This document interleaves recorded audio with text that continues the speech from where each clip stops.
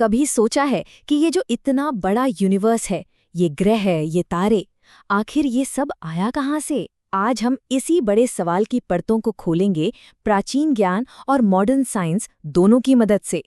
चलिए शुरुआत एक बहुत ही गहरे विचार से करते हैं, जो प्राचीन संत मत ग्रंथों से लिया गया है।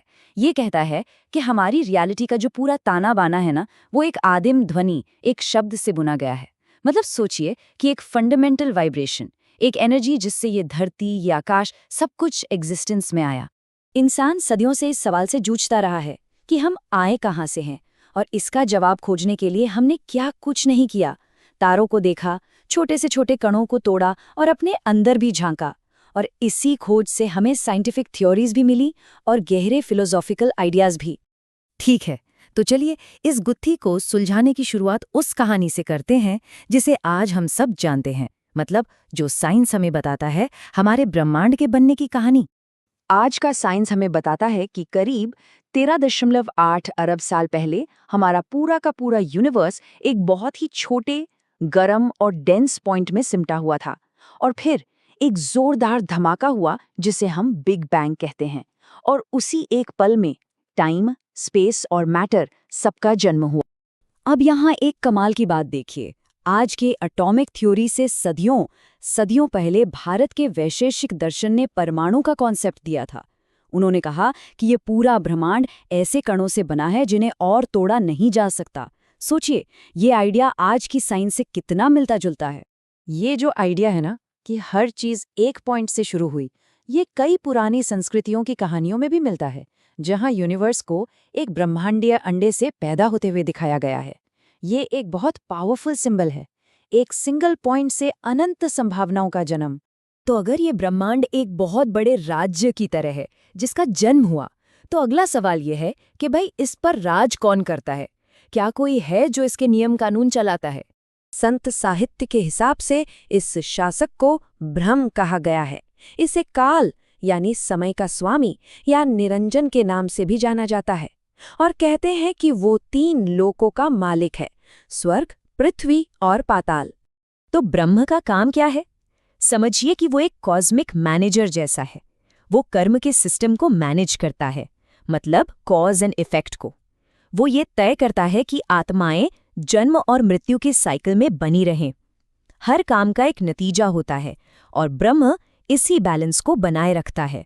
लेकिन अगर ब्रह्म सिर्फ एक मैनेजर या शासक है, तो क्या उसके ऊपर भी कोई है? क्या इस पूरे सिस्टम का भी कोई सोर्स है?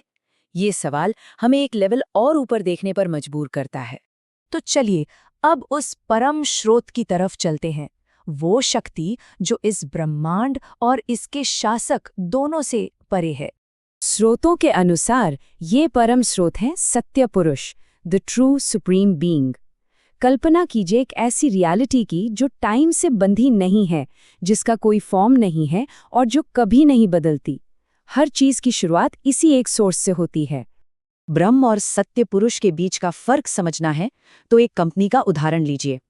ब्रह्म उस कंपनी के मैनेजर की तरह है, जो डे टू डे ऑपरेशंस देखता है। लेकिन सत्य पुरुष उस कंपनी के फाउंडर हैं, जिसने उस कंपनी को बनाया ही है। एक सिस्टम के अंदर काम करता है और दूसरा खुद उस सिस्टम का सोर्स है। तो सवाल ये है कि इस परम स्रोत ने ये ब्रह्मांड जिसे हम देखते हैं और उस शासक को जो इसे चलाता है, बनाया कैसे? और यहीं पर शब्द का कॉन्सेप्ट फिर से सामने आता है। स्रोत बताते हैं कि ये क्रिएशन कोई फिजिकल काम नहीं था, जैसे कोई क्राफ्ट्समैन कुछ बनाता है, बल्कि ये एक एक्सप्रेशन था। उस परम चेतना से निकली एक वाइब्रेशन, एक डिवाइन साउंड जिसने खुद को एग्जिस्टेंस में बदल लिया। और ये कोड इस प्रोसेस को बहुत खूबसूरती से बताता है कि दिव्य इच्छा शब्द के रूप में जाहिर हुई और उससे बनी माया, यानी आदिम शक्ति।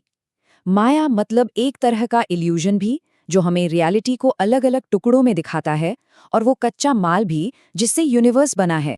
तो ये पूरी चेन बनती कैसे है? देखिए, सबसे ऊपर है सत्य पुरुष की इच्छा, फिर माया और एलिमेंट्स का बनना, और आखिर में उस फिजिकल रियलिटी का सामने आना जिसमें हम सब रहते हैं। ये प्योर कॉन्शियसनेस से मैटर तक का एक सफर है। तो इन सब का मतलब क्या है हमारे लिए?